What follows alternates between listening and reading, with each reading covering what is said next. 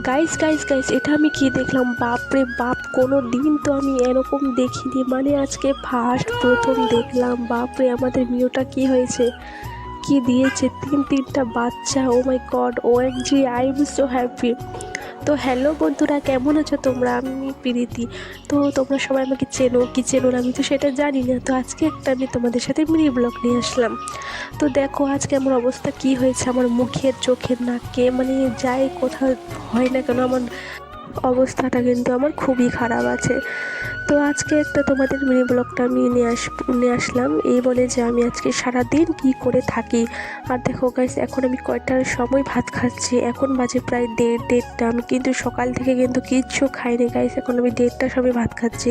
তো আজকে রান্না হয়েছিল মানে শাক ভাজা আর পোলট্রি মাংস, এই দুইটা আমি রান্না করেছি, কারণ দেরি হয়েছে বলে আমি দুইটা রান্না করেছি। তো এখানে আমি যাতার সময় দেখলাম যে আমার পার্সেল আসলো, আর আসার সময় দেখছি বাপরে, আমাদের দরজার সামনে এটা কি! মানে এত বড় সাপ আমি তো কোনো দিন দেখিনি গাইস, আজকে প্রথম দেখছি। মানে তোমরা দেখো, জিনিসটা দেখো, মানে এত বড় সাপ কি তোমরা দেখেছো কোনো দিন? আমি তো দেখিনি গাইস। যদি দেখে থাকো তাহলে অবশ্যই কিন্তু আমাকে কমেন্টে জানাবে। তো গাইস, আমাকে মানে এই যে আমি ছোটো মোটো ক্রিয়েটার আমি জানি, তো তোমরা আমাকে অনেক ভালোবাসা দিয়েছো।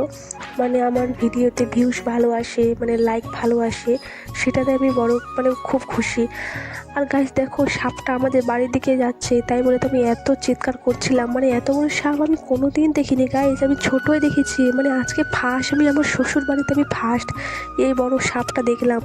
দেখো কত বড়, মানে মানে কি বলবো, বড় থেকে বড়। তো বন্ধুরা, ওই যে পার্সেলটা আমার আসছিলো, তো ওই পার্সেলটা কিন্তু তোমাদের সাথে আমি আগে শেয়ার করে দিয়েছি। তো এই ভিডিওটা মানে টাইম হচ্ছে আমার ওই যে এডিট করতে, আমি বাচ্চা যেমন সামলাই, মানে পারি না। তো এখানে সাপটা দেখার পরে জাস্ট বিকালবেলায় দেখো, মানে বিড়ালটা, মানে কি বলবো, এই বিড়ালটা তোমরা দেখছো অনেকে আমার ভিডিওতে। তো এই বিড়ালটা কিন্তু প্রেগনেন্ট ছিল গাইস, OMG। তো প্রেগনেন্ট ছিল, তো আজকে যে বাচ্চা হয়েছে তিনটা, আমার তো খুব ভালো লাগছে। মানে যাই পশু পাশে হোক না কেন, মানে পশু জিনিসটাই আমার কিন্তু খুব ভালো লাগে, সেটা ভালো হোক আর খারাপই হোক। পশু বলতে তো একটাও ভালো না, মানে সরি, মানে সবই ভালো। তো আমার কিন্তু এই যে বিড়াল জিনিসটা যে আছে, আমার একটু ভালো, মানে কম, মানে অতটা ভালোবাসি না, কিন্তু এই যে বাচ্চা হওয়ার পর আমার খুব ভালো লাগে।